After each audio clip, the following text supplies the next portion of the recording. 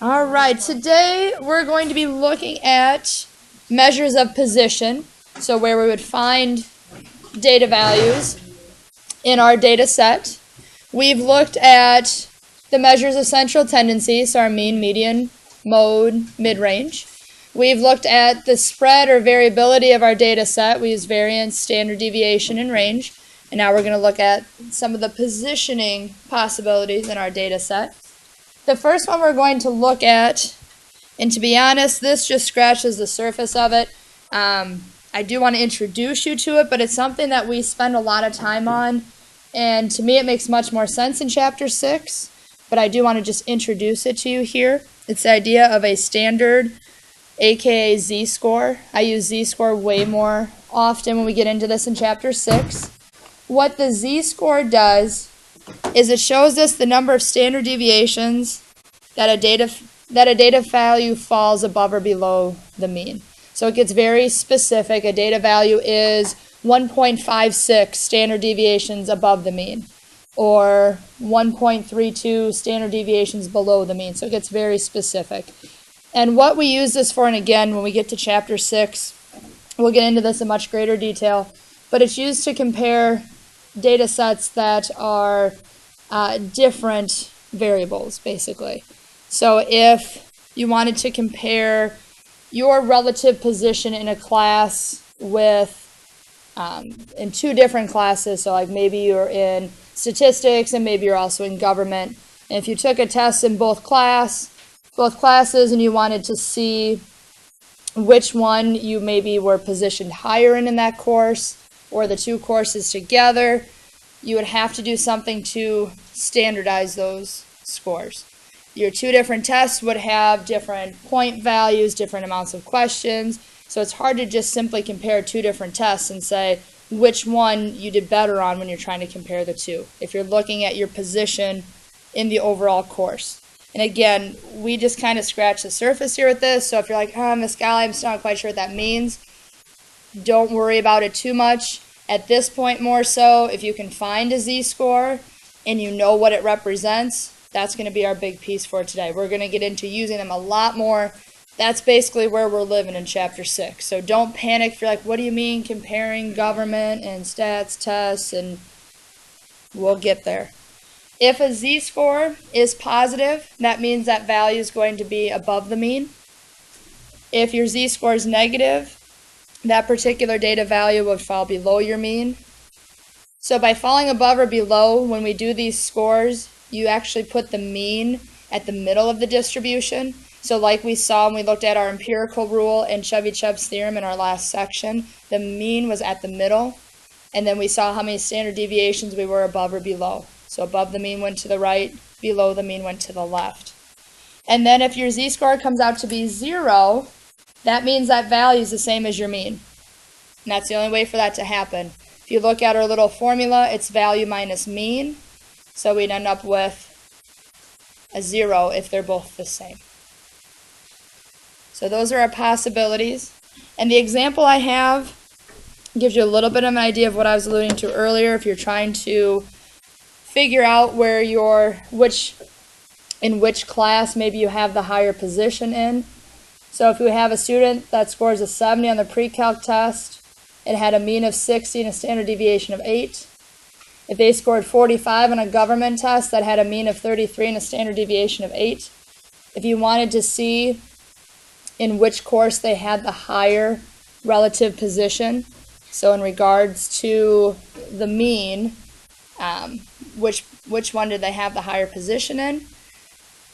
That's what we can use our z-scores for. So we have, again, two different tests, two different amounts of points, two different question totals. So to try to compare positions with those two data sets, we can use our z-scores.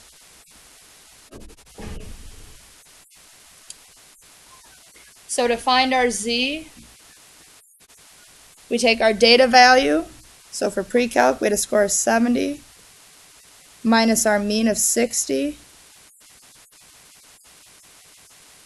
and a standard deviation of 8. So it's always data value minus mean divided by standard deviation.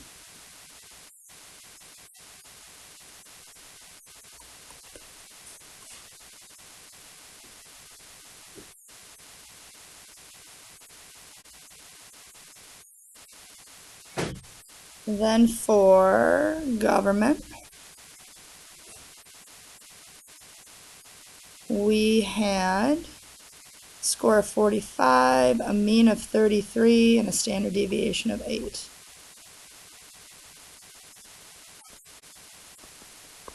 We ended up with 1.5. So essentially what this does, and the reason why it's so hard for me to even try to put it into words, is because these are very hard to explain without actually looking at what we call the normal distribution curve, which is what we do in chapter 6.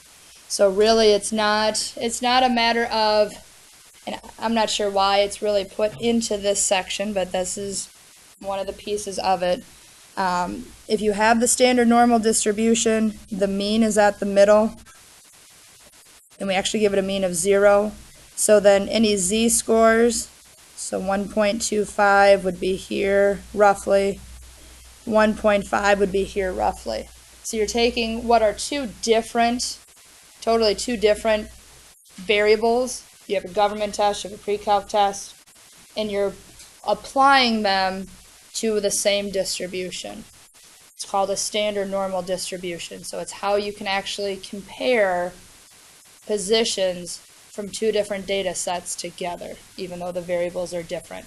And again, that's why I have a hard time trying to put it into words and explain it without you guys having the background knowledge of the distribution we're actually comparing it to. So for our purposes right now, just make sure you can find the z-score and know that the higher the z-score, the higher z-score will have the higher relative position. Don't worry about drawing the distribution and things, and I often kind of toy around with, should I even talk about it in this section, just save it for chapter 6.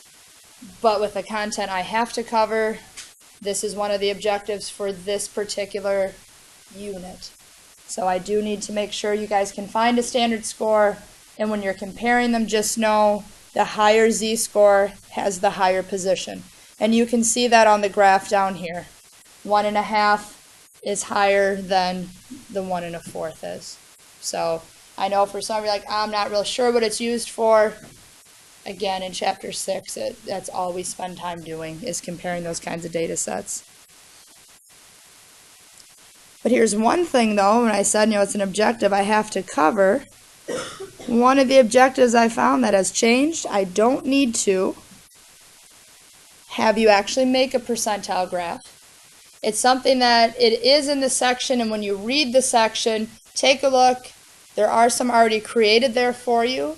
It talks about how to read them, so make sure you try that out as well. But again, it's something that I don't need to go through and have you make. But the piece we do need from this, though, is the idea of what a percentile does. A percentile divides your data set into 100 equal groups. And I just want to make sure, before we really dig in and start working with percents, I want to make sure that we're clear on the difference between a percentile and a percent. I know I've had students every year when we get those standardized scores back, and they get their score back, they're like, I only got a 70. When you get a standardized score back and you're in the 70th percentile, that doesn't mean you got a 70% on your test. It doesn't mean you got 70% of the questions right. What the 70th percentile means is you scored better than 70% of the people that took the test when you did. So it doesn't have anything to do with that's the percent of questions you got right. Okay? So for example, if you got, let's say, an 80% on a test, let's just keep it easy. You got 8 out of 10 questions right on a test. You got an 80%. That's the percent you got correct. If you're in the 80th percentile on a test, that means you scored better than 80% of the other scores. So 80% of the people that also took the test. So there's a big difference between those two things. So just be very careful if you ever get a score back and it's a matter of, is it your percent or is it your percentile? For some people, they get really discouraged, like, I only got a 60%.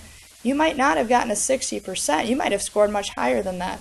But if you're in the 60th percentile, you scored better than 60% of the people that took the test. So you have to make sure we've got the difference between the two of those. So I just want to make sure, hopefully I've clarified that before we even start in on percentiles. Those are two very different things. So we can go two different directions with percentiles. If we know a specific data value, we can find what percentile it corresponds to. And then we can also go in the reverse. If we know the percentile, we can find the data value that matches it. So if we want to find the percentile corresponding to a specific data value, the first thing we need to do, and I left this totally blank on your sheet for you to fill in, and I'm going to do it every time we have a process today, because that is the thing that people end up skipping, and then it messes up all their percentiles and quartiles, and we're going to make a box plot in a couple classes. It goofs it all up if you don't arrange your values in order. And that is something that your calculator can and will do for you, especially if you have a larger data set. So if you're still unsure how to do that, I've had a lot of you ask, I know a lot of you know how. Please ask when we get some work time, guys. I want you to be able to have that tool.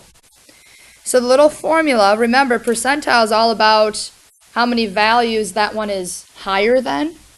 So to find a percentile, we need to figure out how many values are below the one that we're talking about. The reason why we add on a half, it's similar to when we're working with our boundaries. We just want to make sure that there's no gaps when we're finding our percentiles. So we add on the half, divide by the total number of data values, we multiply by 100. The process for going the other way, and then we will try both of the processes out, we will. If you flip your sheet, now if you have a specific percentile in mind, so let's say you were in the 80th percentile, you're like, oh man, what would it have taken for me to get to the 90th percentile? What score was that? So if you have a specific percentile in mind and you want to know the data value that matches it, this is our little process. Again, step number one, I left it blank on your sheet. My hope is that we talk about it. If we have to maybe write it out, hopefully it sticks. We have to arrange our data.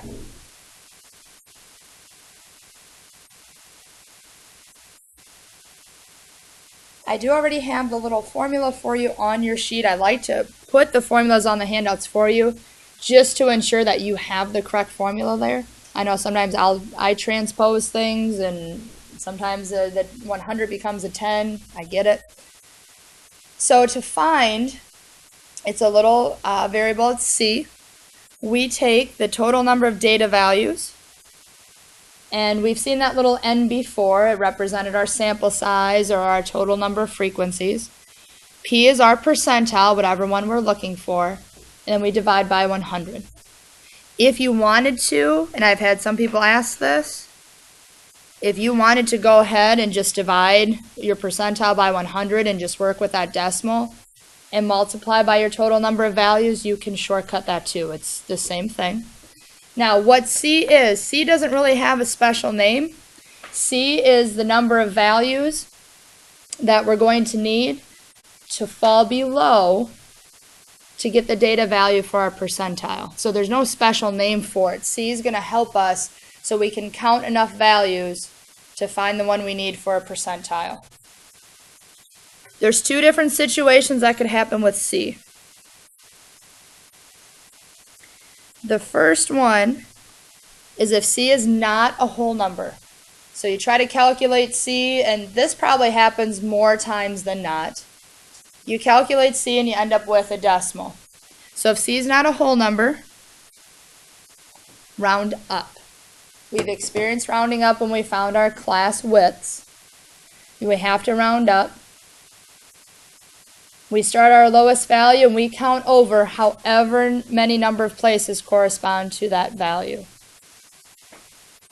And that's how we'll find the value that goes with whatever percentile we are given, or the one we want to find. Now, if C is a whole number, then just to ensure that we have enough data values below the one we're finding to get the correct percentile, we go halfway between the value we find for C and the one directly above it. And I know sometimes the notation, it can make it look a little goofy. And sometimes the wording of it makes the process sound more difficult than what it is when we actually do it. And we are going to do both of these processes next. Okay, so again, just to make sure that we do have enough values below, we go halfway between the C we find and then the one right above it. So let's try these out, add in any little side notes you need. And like I said, sometimes trying to put the process into words so you have that nice step-by-step to follow, it sometimes sounds more difficult than what it actually is to carry out. So let's try out letter A. Now you have to be careful to figure out what you're looking for because we can go both directions. So are you starting with a data value and you want to know the percentile, or are you starting with the percentile and want to know the data value? You can go both ways. So I want to find the percentile for a score of 12. The first thing I want to do is make sure my values are in order, and that's already been done for you. Here's the value that we're focusing on that we want to find the percentile rank for. So to find the percentile, we count the number of values below the 12. We don't include the 12. And it's the number of values, not what the values are. We don't care what the values are. The number of values below, there's just one below. Again, to ensure we don't have any gaps, we do add on the half, just like we did with our boundaries. Divide by the total number of data values, so we have 6 there. And then I know I didn't have this as part of the formula, but for me it's just kind of habit. I like to put parentheses around that whole thing and then multiply by 100 last. It's up to you however you want to denote it. I know the original formula I showed you guys did not have that.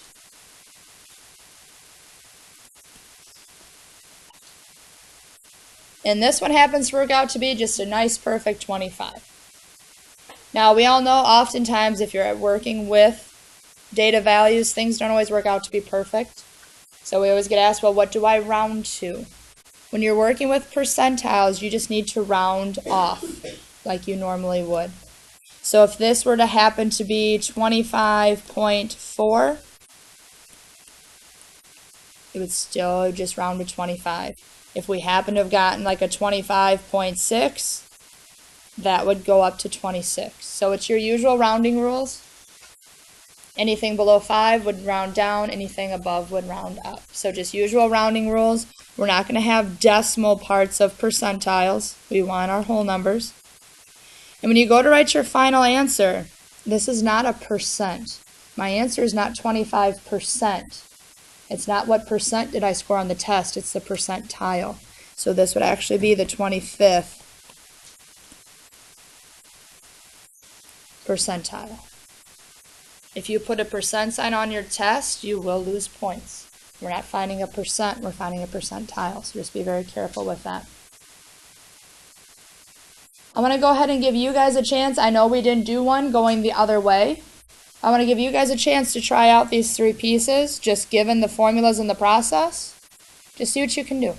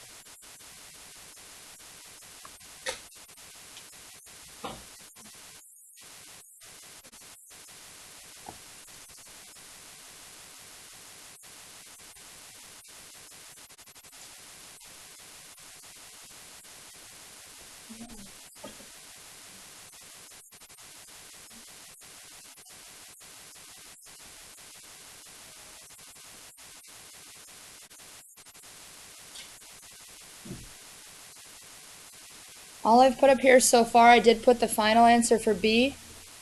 And all I've done for C and D is found what C is. So I'll make sure you can at least get that far, then we're going to talk about how to use C. Alright, so let's talk about what that C value means in C and D.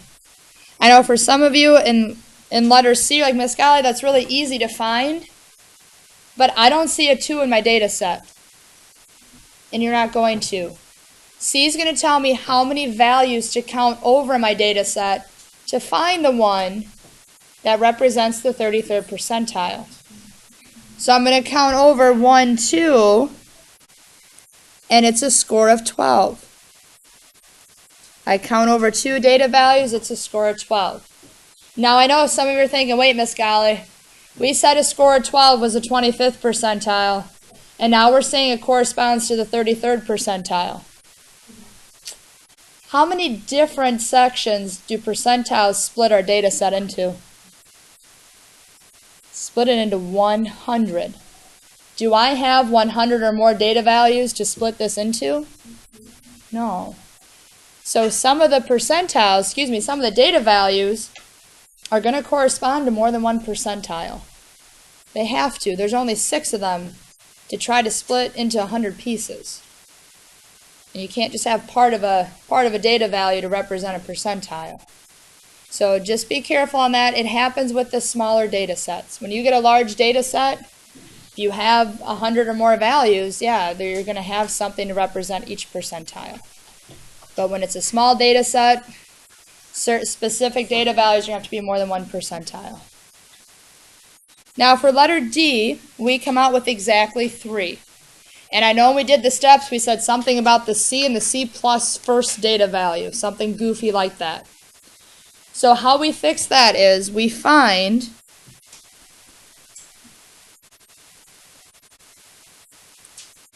halfway between the 3rd and 4th values. So this is our C. This would be C plus 1. So again, for lack of better wording on it, you take the value that would be your C, which is the 3rd one, and the one right next to it that's higher than it, and you find the halfway. Now I know 15 and 16, that's really easy to find halfway. But if it's not as cut and dried as, yeah, it's just going to be 15 and a half, remember, add together, divide by 2.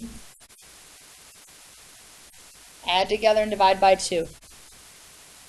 C not being a whole number, like we saw in letter C, that is what happens more oftentimes than not. It doesn't happen very often that it works out to be a perfect whole number. But I just want to make sure you guys know how to handle that if it does happen. Now, percentiles you might not be super familiar with. You may or may not have really understood what they meant before we went through them today, or even how to find them. But the next piece, though, quartiles, I guarantee majority of you, if not all of you, have found these before, but maybe you've never called them quartiles. I always find in this class, especially when we do these first 3 chapters, it's always kind of a mixed bag of your background in statistics before you come in here. If you've ever made a box plot or box and whisker plot, and some of you are nodding your head like, yeah, Miss Golly, we've done that, you've found quartiles before, but you probably didn't call them quartiles. Maybe you did, maybe you didn't. I've had a few people there like, yeah, we called them quartiles when we did that. So they're called quartiles. Quartiles, they divide your distribution into 4 groups. 4 quarters in a dollar, 4 quarts in a gallon, 4 quarters in a lot of the different games we play. They're labeled with a Q sub 1, Q sub 2, and Q sub 3. Those are capital Qs. I know the font isn't all that fabulous for it. And I usually get the question, Miss Golly, but if there's supposed to be 4 pieces, why are there only 3 Qs? Because the quartiles are where we actually split the data set. So if I need to split my data set, you can picture it as a nice, maybe it's a Snickers bar here. Getting kind of hungry, 6th period. We've got a Snickers bar. There's my beautiful artwork. and I want to divide that Snickers bar into 4 pieces, how many cuts do I have to make? I have to make 3 cuts. I don't know why in the world you'd ever break up a Snickers bar, but if you had to break it up, you need to give it to 4 different people, you only make 3 cuts. So that's why there's only 3 of the Qs. There's 4 quartiles, but we only need 3 different cuts. So that's why there's just Q1, 2, and 3. So to find the data values, and again, if you've ever made a box plot or box and whisker plot, this is the same process you follow. But again, probably without the Qs. Step number 1 hasn't changed. Arrange your data values.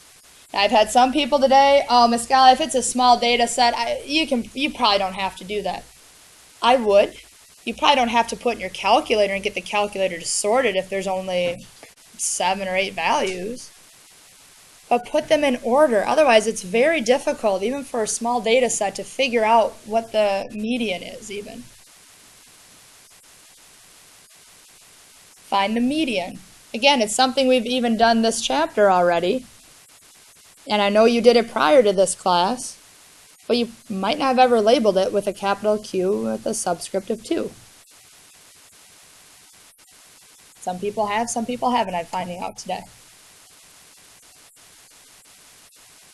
And I'm going to be very honest, it's kind of like the process of finding what the heck C means. Sometimes the wording for finding Q1 and Q3, sometimes the wording sounds more confusing than what the process actually is. But I'd like you guys to have the step-by-step to refer to. When you're finding the Q1, it's the median of the data values that fall below, or if you'd rather phrase to the left of or less than, your choice. Phrase it whatever way you like. So you're finding the median of the data values that are below or to the left of or that are less than your Q sub 2, which is your original median. And then Q3, you just go to the other side. You go above, or if you want to phrase it as to the right, or greater than. It doesn't matter to me, however that works best for you. And again, if you're pretty familiar with those box plots or box and whisker plots, it's the same process you use to literally find the lines to make your box. Same process. And we will put this all together. I'm going to hold off on finding these in the data set. There's a couple other pieces we're going to add on to this, and then we will put it all together, I promise. I'm not going to leave you hanging. I'm not just going to assume you guys have maybe made a box plot before, so you've got this. I don't want to make that assumption. Okay. So the other piece, though, something you probably have not found, even if you had made a box plot or a box and whisker plot before, is called the interquartile range. It can be abbreviated IQR. I would only do that after I get comfortable with what IQR actually means. It's very simple to find. It's the difference between Q1 and Q3. It is a range, so we want to keep it positive. So you're always going to do Q3 minus Q1. It's the range of our values. So we want to keep it positive, so we always do the biggest minus the smallest. Q3 will always be bigger than Q1. It's always going to be to the right of Q1, so it'll always be larger than your Q1. Just some other little pieces of information, what it represents. It's the range of our middle 50% of our data. We're going to use it today to identify outliers. And then in our next section, we kind of touch on what exploratory data analysis is, and it's just one of the measures of variability in that. So we're not going to get into that specifically today, just a little touch on that, and we'll talk about that more in our next section of what that is. So we use the IQR. We use the IQR to help us find outliers. What an outlier is, and again, I know some of you have heard of this before and some of you have not. Outliers are just values that are extremely high or extremely low when you compare them to the rest of your data. They could be extremely high or extremely low in comparison to the rest of your data.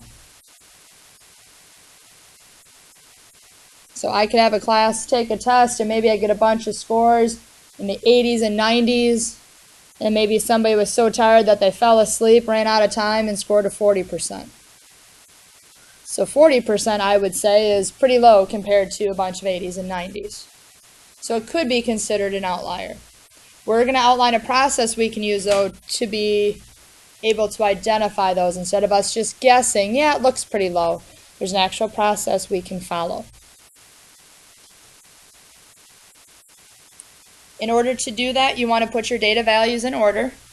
That's been the common theme today. If you want to do things with positioning and data sets, you have to have your data in order. You have to find Q1 and Q3, and well, I mean, along with that, you really have to find Q2 to find either of those. So you really have to find all of your quartiles. Find the interquartile range. If you feel comfortable and just want to abbreviate that IQR there, you sure can.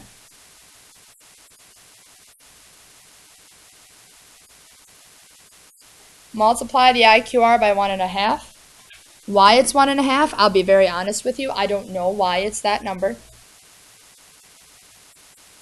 The statisticians that came up with this, they looked at a lot of data sets.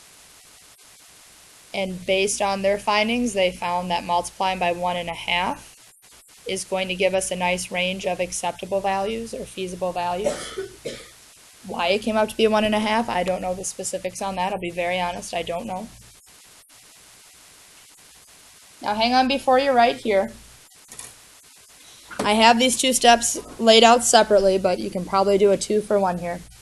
What's going to happen to find the range of acceptable, feasible values, whichever word you'd like to use there? After you multiply your IQR by 1.5, you're going to subtract that value from Q1 and add it to Q3. So this is what that looks like. Subtract from Q1, add to Q3. So this is essentially step 4 if you just like to put little formulas there, or to be honest, if you just wanted to put step 5 really sums it up as well. In order to check for outliers, you look for anything smaller than Q1 minus our 1.5 times our IQR, and anything bigger than our Q3 plus 1.5 times our IQR. So if you want to put everything down that I have up there, you can. Those two little formulas, that's a little formula for step 4 versus words. And then step 5 is just getting you to check. Anything outside of those values, below or above, would be considered an outlier. This process just makes it so as researchers or statisticians, you don't have to guess if something's an outlier or not. It just makes it a little easier. So we are going to put all this together. But before we do that, I already have this on your sheet, just kind of more of an FYI, since we are looking at outliers. We talked about what they are, but why they might happen in a data set.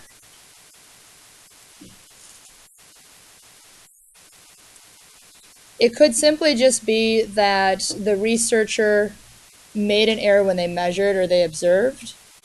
Or if they didn't make an error in their measurement, it might have happened when they recorded the value.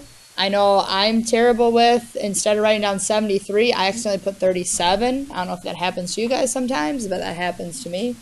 And as a math teacher, that can be quite unfortunate sometimes. Sometimes what can happen is there's a value that ends up in your set, but the subject that produced that value isn't actually part of the population you wanted to study. So for instance, I was taking a final in college. I believe it was a linear algebra final. And when you take finals in college, you don't always take your final in the same room that you've had class the entire semester. You get assigned a room, and you get assigned a time, and you get assigned a day. So we showed up to take our linear algebra final, and we had class together our semester. So you know who was in your class. It wasn't a big class. And this random person showed up and took the test and took it very quickly. And after he left, we were all kind of looking around confused. He was the first one to leave, and our professor goes, "Does anybody know who that was?" Like, nope, no idea. So he showed up at the wrong place and took the wrong test. So if the professor wanted to look at and analyze the data value for that test, that individual's test would fall under that third bullet point. It'd be a value obtained from somebody not in the population. He wasn't even in the class, came in and took the test, and he was supposed to be taking a math final, but it wasn't that one. He was supposed to be not in linear algebra, he was just supposed to be in, what was it called? It was like college algebra or something like that. So he took the wrong test because he showed up to the wrong place. He had the right day and the right time. He had the wrong room, come to find out. So that would be how you could get a value. That would be how you could get a value that's not from your population. So, and also just a little warning of make sure you know the day, time, and right room of your finals when you go to college. Just saying. It can happen. Been there, done that. I have not. I've witnessed it. There's no specific rules, though, on what you have to do with an outlier. So if we go through our process and we say, yep, this number's an outlier, there's nothing that says I have to throw it out or I have to keep it. There's nothing that says that. There's also not complete agreement on how to identify them. This is the process we're going to use. There are others, and there's not agreement among statisticians. I'm not part of that discussion, so I don't know the big deal there. If an outlier does occur due to an error, the researcher or statistician should do their best to try to correct that error if they can. So if I go back and I'm like, whoa, how'd I get a 37 there? That seems really low. And I'm like, oh, wait, I switched it. It should be a 73. So if I can fix that error, I'm going to fix that error. When outliers occur just by chance, you have to decide as a statistician or the researcher what you're going to do. And oftentimes, if that outlier makes your data set look better, you keep it. And if it doesn't make it look as good, you throw it out. It's up to you what you want to do with them. Totally up to you as a researcher. So now, let's put it all together. In order to check for outliers, I know you're thinking, Miss Golly, but what about the quartiles? And what about finding the IQR? We haven't done that yet. In order to check for outliers, we have to find the quartiles, we have to find the IQR. So let's put it all together. So here we go. I kept the data sets very just short and sweet here, so it won't take us forever to arrange them. So the first thing we have to do, we have to arrange them in order. And make sure you try this out. Hasn't failed every class today. I've managed to skip a data value in one of the sets, so I wouldn't just copy what I'm doing. I would arrange it yourself and make sure you don't miss one. I've missed the 97 now, all 3 classes in a row. I'm on a roll. I think it's stuck in my brain to skip it. So get your data values in order. Make sure you've used them all. Double check. The only way I knew that I had missed the 97 in my last class wasn't because somebody told me. It was because I counted my data values and I only had 6 and knew I should have 7. Crossing off, I feel, helps, but sometimes we still miss one. Alright, so it says to arrange our data values, and then it says find Q1 and Q3. Well, before you can find those, you have to find Q sub 2, which is our median. 7 data values. When we have an odd number of data values, I love it because the median is just one nice number smack in the middle. I don't have to do any other extra computation. It just hits right in the middle for me if I have an odd number of data values.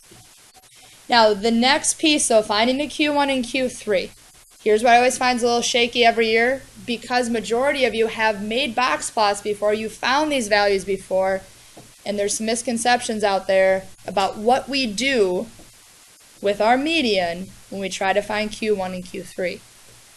Remember, finding Q1, we want the middle of the data values below 86. not including 86. I want the values below. So Q1 is going to be 84. It's the median for the values below, not including the median. So same thing for Q3. I don't include the 86. I don't include the 86. I think that's usually one of the most common questions I get, because you guys have done this before, is, well, what do I do with that 86? Do I include it when I find Q1 or not? It's everything below. And then for Q3, it's everything above. So now the pieces that will be newest to you, IQR, Q3 minus Q1. So the IQR, the interquartile range, will just come out to be one nice number for you. And then I'm going to jot down just the two little formulas we had. We're going to take our Q1 minus 1.5 times our IQR. In Q3, we're going to add on the same amount. That's going to give us our range of acceptable values or feasible values. Feasible is a word that's often used to describe those. So if we go ahead and substitute in, our Q1 was 84, our IQR was 13. Do a little plug and chug. And we get a 64.5.